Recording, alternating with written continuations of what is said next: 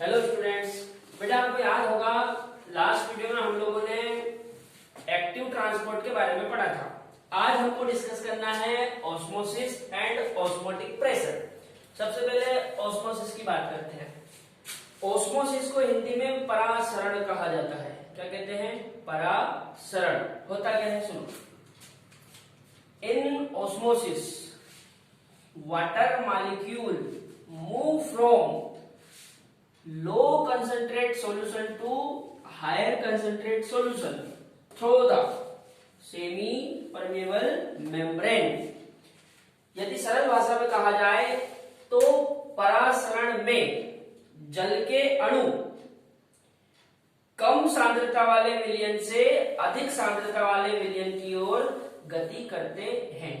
ठीक है बेटा, क्या बोल सकते हैं अपन कि जब जल के अणु लो कंसंट्रेशन वाले सॉल्यूशन से हाई कंसंट्रेशन वाले सॉल्यूशन की ओर मूवमेंट करते हो, गति करते हो, तो इस फिनोमेना को हम बोलते हैं ऑस्मोसिस, परासरण। ठीक है, समझो इधर देखो।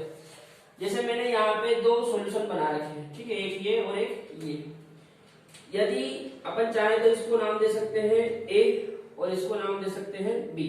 ये हो गया सॉल्यूशन ए और ये सॉल्यूशन बी। ठीक है, यहाँ पे सॉल्यूशन ए में भी कुछ लिक्विड भरा हुआ है और बी में भी कुछ लिक्विड भरा हुआ है।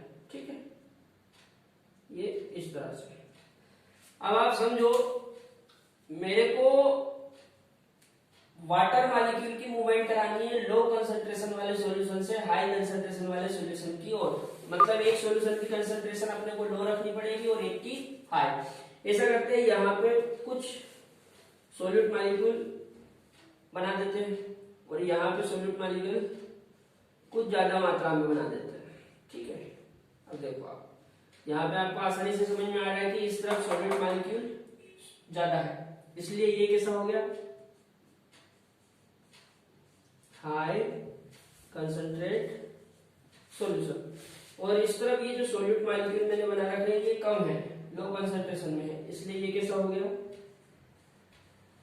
लो कंसंट्रेट सॉल्यूशन। ठीक है, अच्छा, ये बेटा सॉल्यूट मॉलिक्यूल है। ये क्या है?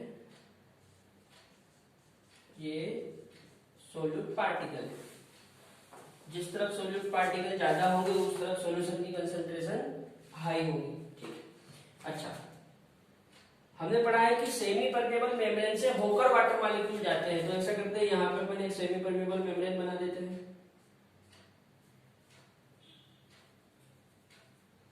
SPM, semi permeable membrane. ठीक है, अब यदि डेफिनेशन के हिसाब से देखा जाए तो लो कंसंट्रेशन वाले सॉल्यूशन से हाई कंसंट्रेशन वाले सॉल्यूशन की ओर वाटर मॉलिक्यूल मूवमेंट करते हैं, जिस फिनोमेना को हम ऑस्मोसिस कहते हैं। मतलब वाटर मॉलिक्यूल की मूवमेंट इधर होगी ए से बी की ओर। ठीक है, ये इस तरह से। ठीक है बेटा, ये ए से बी की ओर, ये हो गया ऑस्मोसिस। अब इस तरफ देखो, इस तरफ हेडिंग बना रखी है ऑस्मोटिक प्रेशर। ऑस्मोटिक प्रेशर क्या होता है सुनो। Osmotic pressure of solution is equal to pressure which required to be applied on a solution in order to prevent an increase in its volume। वास्तव में बेटा जब एक सॉल्यूशन के वॉल्यूम में वृद्धि को जितना दाब लगाकर रोका जाता है उस दाब को ऑस्मोटिक प्रेशर कहते हैं। ठीक है, इस डायग्राम से समझते हैं। देखो, जैसे मान लो यहाँ पे मैंने एक सॉल्यूशन बना रखा है ये, और इसमें यहाँ पे एक ऑस्मोमीटर लगा रखा है। इस ऑस्मोमीटर के भीतर मैंने क्या भर रखा है? Sucrose solution. ठीक है, अब सुक्रोज सॉल्यूशन होने के कारण ये जो ऑस्मोमीटर है इसके भीतर की कंसंट्रेशन हो गई हाई। कैसी हो गई? हाई। तो यहाँ पे लिख देते हैं हाई कंसंट्रेशन। और ये जो है ये है लो कंसंट्रेशन और ये है सेमी परमेबल मेम्ब्रेन। ठीक है, यदि ऑस्मोसिस के हिसाब से हम देखें तो वाटर मॉलिक्यूल लो कंसंट्रेशन वाले सॉल्यूशन से हाई कंसंट्रेशन वाले सॉल्यूशन की ओर जाना चाहिए। मतलब वाटर मॉलिक्यूल ये बाहर वाले सॉल्यूशन से इस ऑस्मोमीटर के भीतर एंटर करेंगे। ठीक है, ये इस तरह से,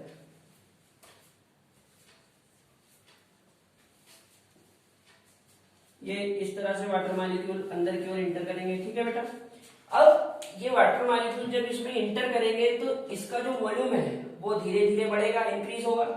तो इसके वॉल्यूम में जो इंक्रीमेंट हो रहा है उसको यदि हम ऊपर से प्रेशर लगा के रोके, ये प्रेशर लगा रहे हैं इसको, ठीक है, देखो ये वाटर मॉलिक्यूल अंदर इंटर कर रहे हैं।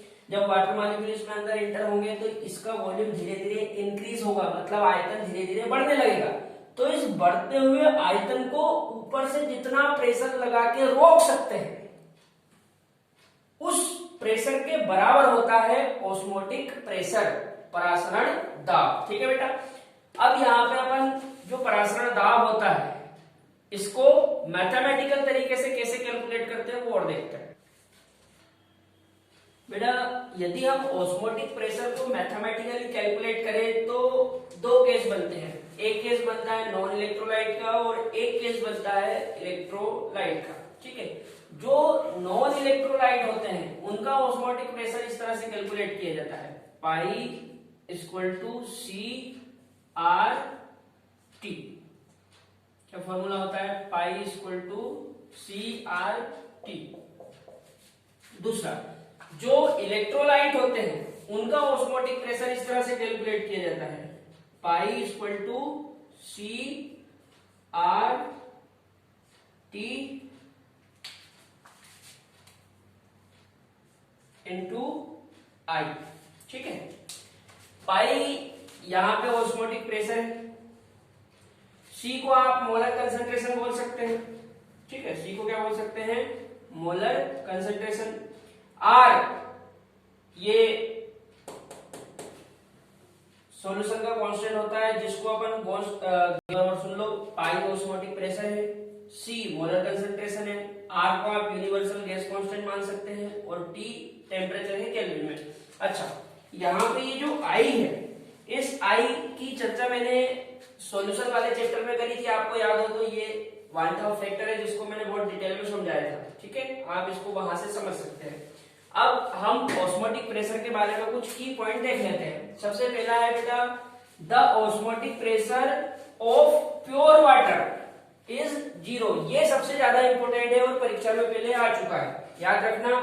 जो प्योर वाटर होता है, शुद्ध जल, उसका ऑस्मोटिक प्रेशर 0 होता है। Next, the osmotic pressure is higher in leaves and lowest in roots.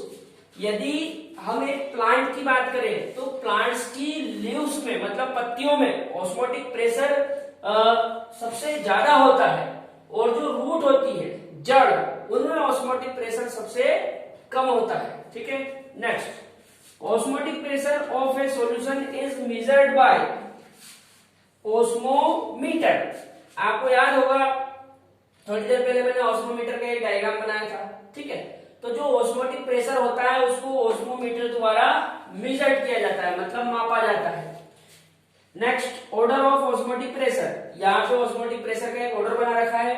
सबसे कम ऑस्मोटिक प्रेशर होता है बेटा हाइड्रोफाइट्स का। किसका, हाइड्रोफाइट्स का। हाइड्रोफाइट से ज्यादा होता है मीजोफाइट का, मीजोफाइट से ज्यादा होता है जीरोफाइट का, और सबसे ज्यादा ऑस्मोटिक प्रेशर होता है हेलोफाइट्स का। ठीक है, यहाँ पे हमारा ऑस्मोसिस और ऑस्मोटिक प्रेशर दोनों कंप्लीट हो जाते हैं। ठीक है बेटा।